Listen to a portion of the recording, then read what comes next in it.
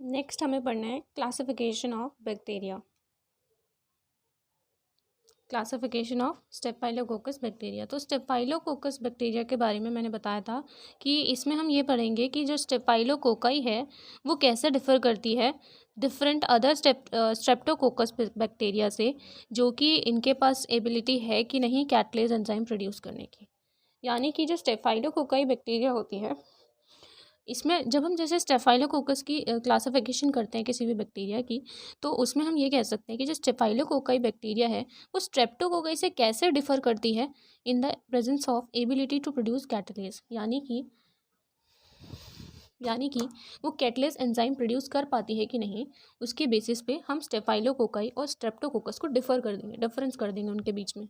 Next है based on the production of coagulase enzyme staphylococci are classified as.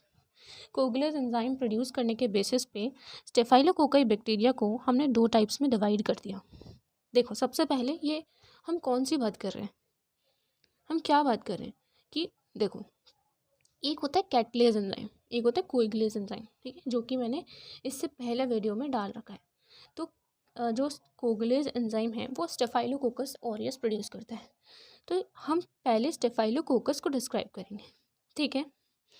तो based on the production of coagulase enzyme staphylococci are classified as GPC, gram positive cocci. तो gram positive cocci के अंदर दोनों आते हैं, staphylococcus और Streptococcus. पहले वाली वीडियो में मैंने बताया था कि ग्राम पॉजिटिव कोकाई और ग्राम नेगेटिव बैक्टीरिया जो है उसमें हमने डिस्क्रिप्शन में क्लासिफिकेशन में पढ़ा था। तो स्टेफाइलोकोकस और स्ट्रेप्टोकोकस जो है वो ग्राम पॉजिटिव कोकाई बैक्टीरिया के अंदर आता है, जिसमें कि अगर हम इसका क्लासिफिकेशन आगे देखें तो क्या किस तरीके से बेसिस पे होगा कि एक तो होता है कैटलेस पॉजिटिव ग्राम पॉजिटिव कोकाई में, दूसरा होता है कैटलेस नेगेटिव। कैटलेस पॉजिटिव में ग्लूकोज का फर्मेंटेशन होगा, तो और कैटलेस नेगेटिव में स्ट्रेप्टोकोकस होगा, ठीक है। स्ट्रेप्टोकोकस क्या होता है, कैटलेस नेगेटिव होता है। स्टेफाइलोकोकस क्या होता है, कैटलेस पॉजिटिव होता है, क्योंकि स्टेफाइलोकोकस ही कैटलेस एंजाइम प्रोड्यूस करता है, तो स्टेफाइलोकोकस ही कैटलेस पॉजिटिव रहेगा।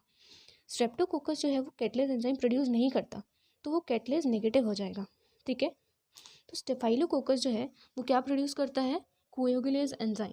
क्या प्रोड्यूस करता है, कोएगुलेज enzyme.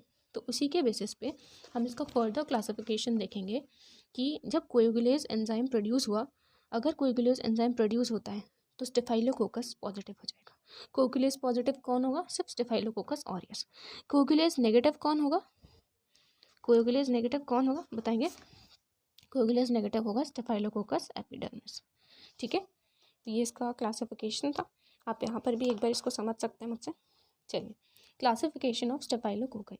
कोएगुलेज positive, coagulase negative. Coagulase positive जो होते हैं वो क्या करते हैं, वो गोल्डन येलो कॉलोनीज प्रोड्यूस करते हैं। क्या प्रोड्यूस करते हैं, गोल्डन येलो कॉलोनीज। जो हमारे कोएगुलेज पॉजिटिव होते हैं एंजाइम स्टेफाइलोकोकस, वो गोल्डन येलो कॉलोनीज प्रोड्यूस करते हैं। ये स्ट्रेन्स होती हैं वो पैथोजेनिक होती हैं और टॉक्सिजेनिक होती हैं। कौन सी, कोएगुलेज पॉजिटिव। स्टेफाइलोकोकस ऑरियस क्या है, कोएगुलेज पॉजिटिव है, तो वो गोल्डन येलो कॉलोनीज फॉर्म करेगा और इसकी स्ट्रेन्स कैसी होंगी, पैथोजेनिक होंगी और टॉक्सिजेनिक होंगी।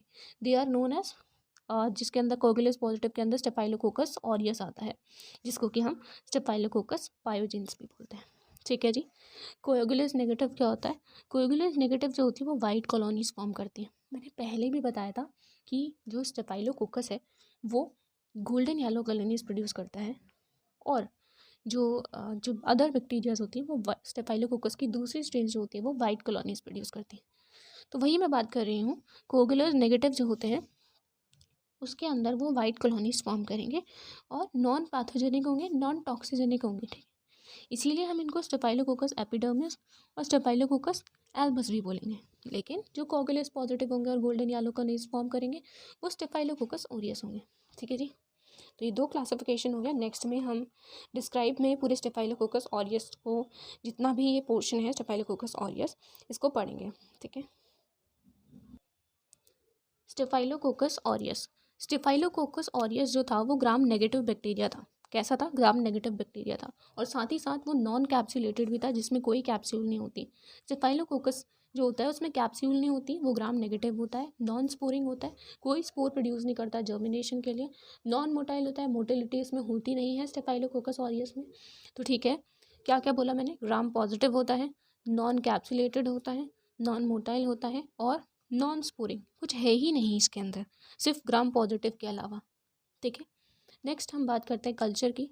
तो जो न्यूट्रिएंट अगार है basically, nutrient agar most strains produce golden yellow colonies. बहुत देर से हम इस पूरे चैप्टर में यही बात कर रहे हैं टॉपिक में, जो भी ये टॉपिक है स्टेफाइलोकोकस का, इसमें हम गोल्डन येलो कॉलोनीज बोल रहे हैं। तो न्यूट्रिएंट अगार के अंदर जब हम लेते हैं तो इसकी बहुत सारी स्टेफाइलोकोकस ऑरियस की जो स्ट्रेन्स होती हैं वो गोल्डन येलो कॉलोनीज फॉर्म करती हैं। किसकी? स्टेफाइलोकोकस ऑरियस की बहुत सारी स्ट्रेन्स। तो this pigment is lipoprotein allied to carotene. तो ये जो गोल्डन येलो कॉलोनीज होती हैं वो एक लाइपोप्रोटीन पिगमेंट के वजह से होती हैं, जो कि कैरोटीन्स पे लाई करता है। ठीक है, जो कि किससे अलाइड होता है? कैरोटीन के साथ। मतलब हम ऐसे कह सकते हैं कि जो गोल्डन येलो कॉलोनी है ये लाइक लाइपो लिपिड और प्रोटीन्स के स्ट्रक्चर से बना हुआ होता है। तो लाइपोप्रोटीन है। ब्लड अगार इसके अंदर एक दूसरा कल्चर होता है, ब्लड अगार। एक तो मैंने न्यूट्रिएंट अगार बोल दिया, दूसरा होता है ब्लड अगार। कॉलोनी में सेम अपीयरेंस एज न्यूट्रिएंट अगार। कॉलोनी तो वही दिखेगी सेम जैसी न्यूट्रिएंट अगार में दिखती है, जैसी न्यूट्रिएंट अगार में कॉलोनी दिखती है वैसी की वैसी ही दिखेगी। ठीक है, but may be surrounded by a zone of beta haemolysis. Zone of beta haemolysis यानी कि यहाँ पर ब्लड अगार के अंदर कॉलोनी सेम दिखेंगी गोल्डन येलो, बट इसकी जो कॉलोनीज होंगी वो एक जोन से सराउंडेड हो जाएंगी। ठीक है, जो कि बीटा हीमोलिसिस की वजह से वो जोन होगा। वो जो जोन उसमें जैसे कॉलोनीज जो है वो एक जोन से सराउंडेड हो जाएंगी, जो कि किसकी वजह से होगा? बीटा हीमोलिसिस की वजह से। किसकी वजह से? बीटा हीमोलिसिस की।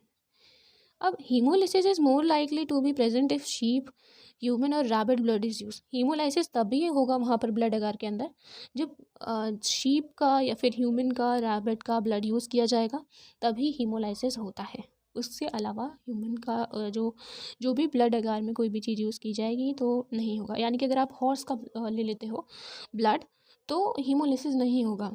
ठीक है, सिर्फ शीप, ह्यूमन और रैबिट ब्लड में ही हीमोलाइसिस होगा। For primary isolation sheep blood agar is recommended. कई बार ये प्राइमरी ब्लड को प्राइमरीली आइसोलेट करने के लिए हम लोग शीप ब्लड अगार को यूज़ करते हैं। रिकमेंडेड किया जाता है कि इसका यूज़ किया जाए, इसलिए हम इसका यूज़ करते हैं फॉर प्राइमरी आइसोलेशंस। ठीक है, नेक्स्ट होता है आपका मेकॉन्की एगार। नेक्स्ट इज मेकॉन्की एगार।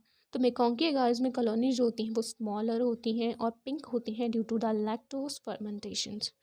तो याद रखिए मेकॉन्की एगार में कॉलोनीज क्या होती हैं?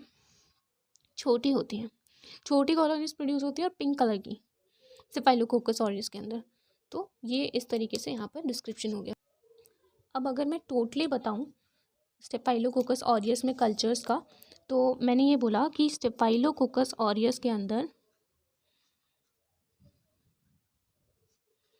स्टेफाइलोकोकस ऑरियस में जो में कल्चर होते हैं वो 3 टाइप के बेसिकली यहाँ पर कल्चर यूज़ होते हैं। कौन से बात करते हैं ये कौन से कल्चर यूज़ होते हैं? न्यूट्रिएंट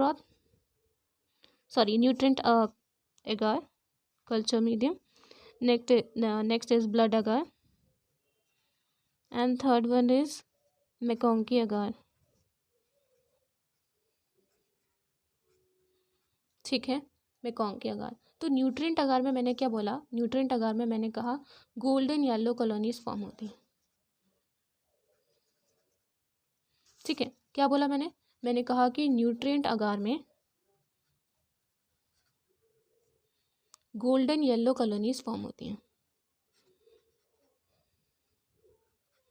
और इसमें स्ट्रेन क्या होती है? Basically staphylococcus aureus.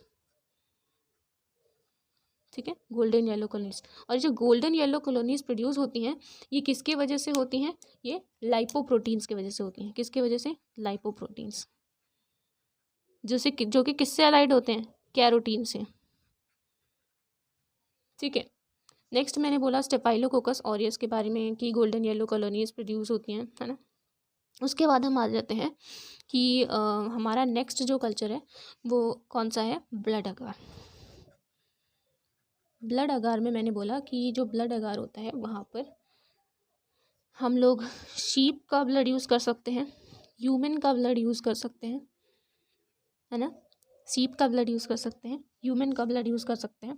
तो ये इन सब से आप ब्लड अगार को नेक्स्ट ब्लड अगार में क्या होता है, जो ब्लड अगार होता है उसमें आप कल्चर जो लेते हो उसके अंदर आपको कल्चर में, ये जो कल्चर है उस कल्चर के सराउंडेड पोर्शन में, ये जैसे कल्चर था इसका, कल्चर के सराउंडेड पोर्शन में एक जोन दिखाई देता है, जोन बनता है। और वो जोन किसके वजह से बनता है? ड्यू टू हीमोलिसिस, ठीक है, ड्यू टू हीमोलिसिस। अब कई बार क्या होता है, यहाँ पर ब्लड अगार कल्चर मीडियम के अंदर हमेशा शीप का ही जो ब्लड है, जो ब्लड अगार है, शीप ब्लड अगार जो होता है वो हमेशा रिकमेंडेड किया जाता है प्राइमरी आइसोलेशन के लिए। किसके लिए? प्राइमरी आइसोलेशन के लिए, ठीक है। अगर हमें बैक्टीरिया को प्राइमरीली आइसोलेट करना है तो आपको उस समय शीप ब्लड अगार को यूज़ करना होगा, ठीक है। तो ब्लड अगार में मैंने क्या बोला, मैंने कहा हम कल्चर करते हैं बैक्टीरिया के जिसके चारों ओर एक जोन प्रेजेंट हो जाता है जो कि हीमोलिसिस की वजह से होता है, ठीक है। नेक्स्ट कल्चर मीडियम जो मैंने यहाँ पर आपको बताया वो आपका था मैकोंकी अगार। वो क्या था आपका? मैकोंकी अगार। तो आइए मैकोंकी के बारे में भी थोड़ा सा बताती हूँ आपको। तो मैकोंकी अगार में हम क्या करते हैं, बेसिकली हम ये भी थोड़ा सा देखेंगे, ठीक है। मैकोंकी अगार में हम लोग क्या करते हैं, आइए देखते हैं। मैंने क्या बोला था कि मैकोंकी अगार में colonies are smaller and pink due to lactose fermentation. मैंने कहा था कि जो कॉलोनीज होती हैं, दिस इज कॉलोनीज, ठीक है। जो कॉलोनीज होती हैं यहाँ पर वो कैसी होती हैं? वो पिंक होती हैं और स्मॉल होती हैं। कैसी होती है? पिंक और स्मॉल। कॉलोनीज जो फॉर्म हो रही हैं मैकोंकी में वो कैसी कॉलोनीज हैं? पिंक और स्मॉल कॉलोनीज हैं। तो अब आप ये सोचेंगे कि जो पिंक और स्मॉल कॉलोनीज है किसकी वजह से? ये लैक्टोज फर्मेंटेशन की वजह से। मैकोंकी अगार में जो लैक्टोज का फर्मेंटेशन हो जाता है उसकी वजह से कॉलोनीज जो होती हैं वो स्मॉल और पिंक कलर की होती हैं, ठीक है। तो ये तो कल्चर हो गया स्टेफाइलोकोकस ऑरियस के। 3 तरीके के कल्चर्स होते हैं। एक होता है न्यूट्रिएंट अगार जिसमें गोल्डन येलो कॉलोनीज फॉर्म होती है, ब्लड अगार जहाँ पर हीमोलिसिस होता है, मैकोंकी अगार जहाँ पर पिंक स्मॉल कॉलोनीज फॉर्म होती हैं,